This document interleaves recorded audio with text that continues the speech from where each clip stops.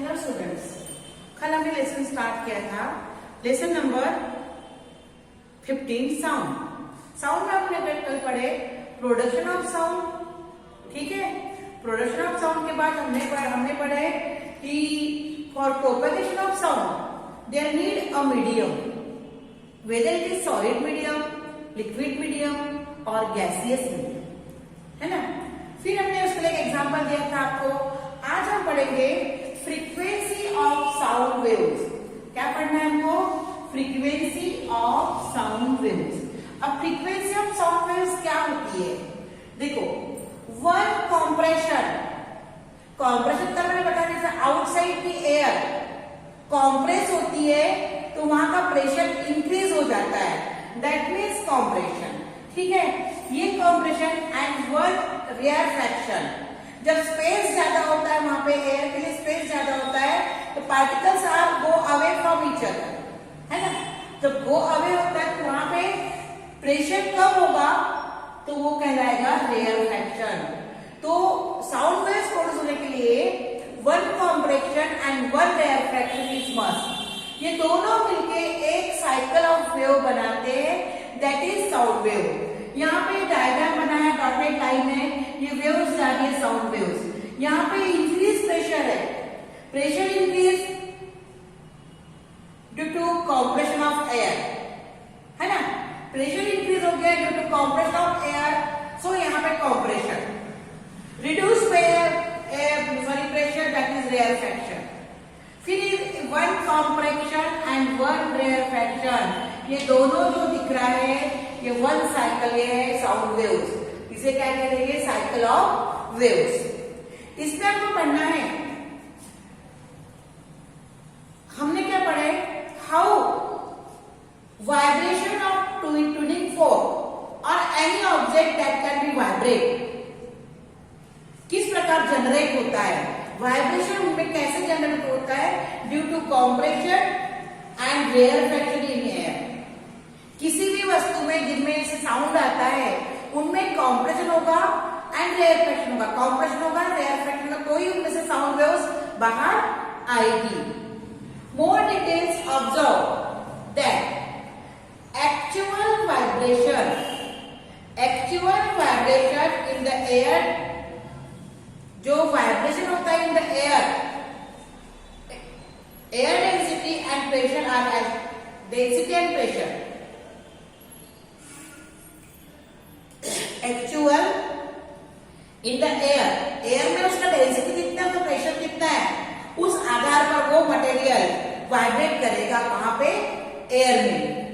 Such sound waves are produce in the air. Actual में इनका density कितनी है और प्रेशर कितना है, उस आधार पर वहां साउंड वेव्स प्रोड्यूस होगी। One compression, one rarefaction, one sound waves. ये फिगर हमने बनाया है। One compression, one rarefaction together forms one cycle of waves. मैंने यहाँ लिखा है, the number of cycle form in the air in 1 second will be decided by the number of time of from of tuning fork. अब उसकी frequency कैसे decide करते हैं? The number of cycle कितनी फॉर्म हो रही है 1 सेकंड में, how many cycle are form in 1 second. अब साइकिल कैसे फॉर्म होगी? Due to one compression and one rarefaction, one cycle. तो 1 सेकंड में ऐसी कितनी साइकिल फॉर्म हो रही है वो डिसाइड करता है कि how many time from of the tuning fork या कोई भी vibrating object vibrates back and fourth. यानी 1 सेकंड में कितने बार कॉम्प्रेशन हो रहा है और कितने बार रेयरफैक्शन हो रहा है, ये कहलाएगी साउंड वन साइकिल। तो ऐसी साइकिल 1 सेकंड में कितनी होती है या, और वो डिसाइड करेगा कि हाउ मेनी टाइम वो जो प्रॉन्ग है, ये जो हमने प्रॉन्ग यहाँ बनाया था, ये प्रॉन्ग हाउ मेनी टाइम्स क्या करेगा?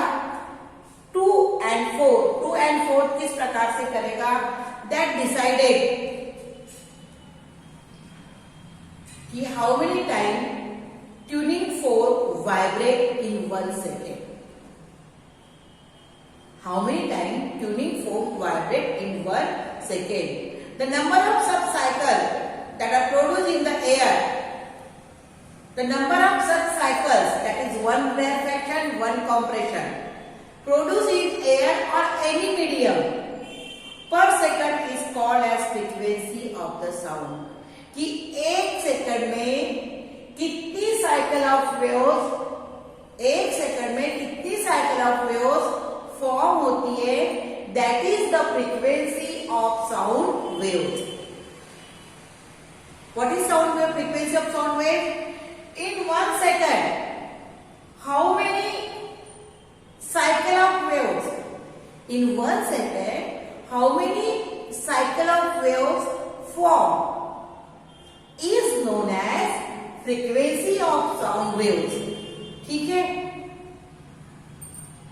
If one cycle is completed in 1 second, the frequency is to be 1 hertz. The tuning fork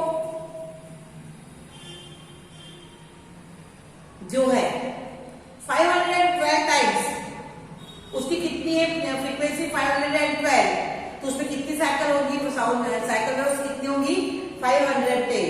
it means that the fork vibrates 512 time per second. यानी वो जो फोर्क है वो पर सेकंड में उसकी फ्रीक्वेंसी कितनी है 512.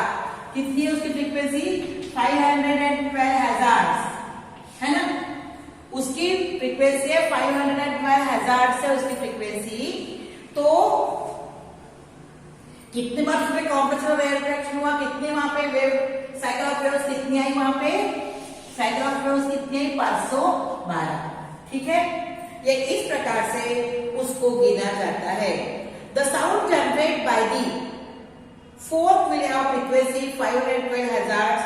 The frequency of tuning fork is decided by the dimension of prongs, length and width and material used for making the fork. इस प्रकार से साउंड वेव्स गिनी जाती है. Sound waves frequency of sound waves कैसी गिनी जाती है, by cycle of waves. And what is cycle of waves?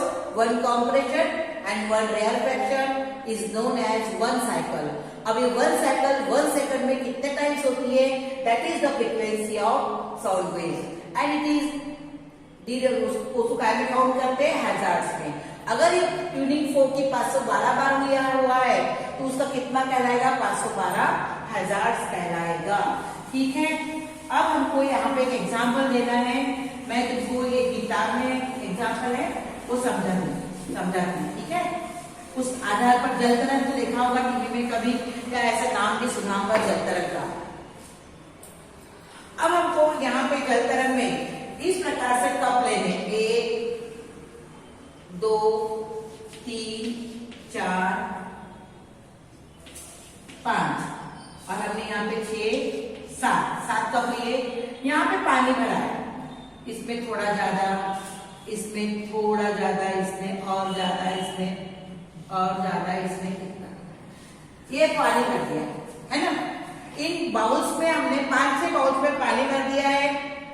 तो क्या करना है हमको, एक एंड से, जैसे मैंने यहाँ बनाया पार्टी बना दिया, मैंने पार्टी बनाया, तो इसमें पानी कम है, इसमें थोड़ा ज्यादा है, इसमें और ज्यादा है, इसमें और ज्यादा है और इसमें बहुत है ना.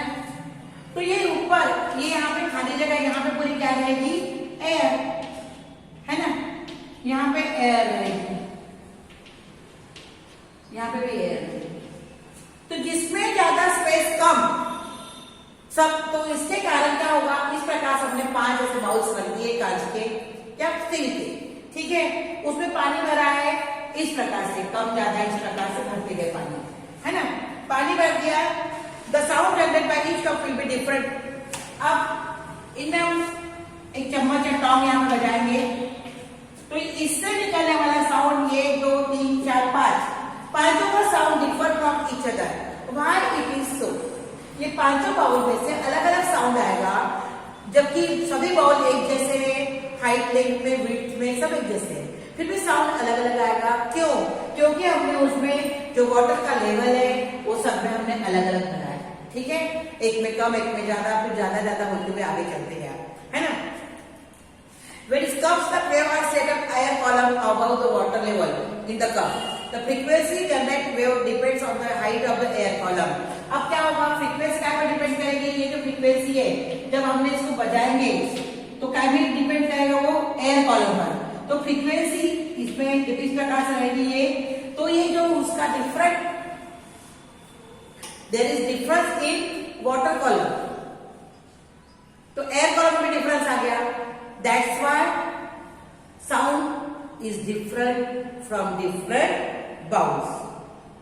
साउंड एंड म्यूजिक, बाद में हम पढ़ते हैं साउंड एंड म्यूजिक।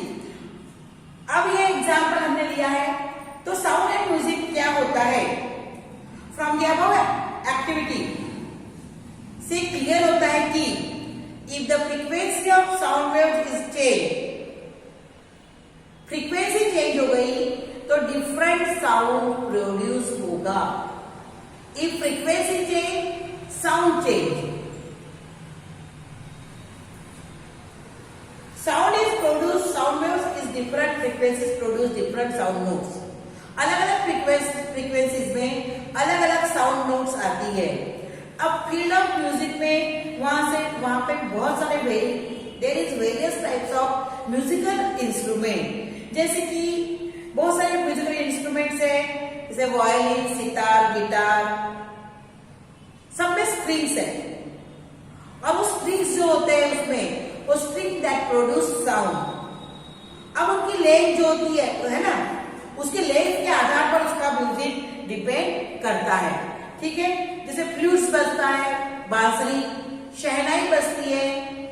तो शहनाई और बांसुरी, तो हम उसके अंदर क्या करते हैं, एयर ब्लो करते हैं, अंदर हवा डालते हैं, तभी उसमें से आवाज आती है, तो उसका फ्रीक्वेंसी उसकी अलग होगी। इन स्ट्रिंग, अब ये जो गिटार है, वायलिन है या सितार है, स्ट्रिंग वाइब्रेट होते हैं, क्योंकि स्ट्रिंग की जो फ्रीक्वेंसी होती है वो अलग अलग होती है। टेंशन आता है उसके ऊपर, इसलिए जब वो गिटार वादक होते हैं वो अपने जो उनके जो तार होते हैं ना, उसको हमेशा टाइट करते रहते हैं, और देखना वो लोग उसको टाइट करके बजाते रहते हैं, क्योंकि अगर स्ट्रिंग प्रॉपर रहेगा तो ही साउंड प्रॉपर आएगा। और उसके कारण अलग अलग नोट्स आती है कि कहाँ पे आवाज बारीक लेना है, कहाँ पे आवाज मोटा लेना है, ये स्ट्रिंग डिसाइड करते हैं। इन musical instrument like the flute, the hole on the flute are open or closed. जब बांसुरी वादक बांसुरी बजाता है, बांसुरी जब बजाते हैं तो उसमें होल होते हैं होल, तो जब वो बांसुरी बजाता है तो उसको आवाज निकालनी है, तो वो किसी होल को बंद करता है, किसी होल को खोलता है, और उसके कारण वो वाइब्रेटिंग एयर कॉलम में वहां पे आ जाती है। लेंथ ऑफ वाइब्रेटिंग एयर बंद चालू इसलिए करता है कि वो एयर का वाइब्रेशन वहां दिखता है, और एयर का वहां वाइब्रेशन होता है, और we can heard a sound from the flute. और जब बंद चालू करेगा फ्रीक्वेंसी डिफरेंस हो जाएगी, therefore change and its results in the production of different notes in flute. Different notes can be generated by changing the way of air blown also. Air हवा बहती है तब भी प्रेशर अलग अलग रहता है, देखो यहाँ क्लीन कर दिया है, तो हवा बहती है तो प्रेशर डेंसिटी अलग अलग रहेगी, तो साउंड भी अलग अलग प्रकार से आएगा। अब यहाँ पे तुमको यहाँ पे कुछ उदाहरण दिए हुए हैं, देखो सितार है, गिटार है, बांसुरी है, तबला है, सब में साउंड वेव्स अलग अलग, सबकी फ्रीक्वेंसी अलग है, तो रेयर फ्रैक्शन एंड कॉम्प्रेशन पर ये फ्रीक्वेंसी डिपेंड करती है। अब साउंड प्रोड्यूस बाय ह्यूमन, ये हम कल पढ़ेंगे। अब अपना साउंड ही देखो कि हमारा लेडीज का आवाज और जेंट्स का आवाज, बच्चों के आवाज में फर्क है। क्यों फर्क है?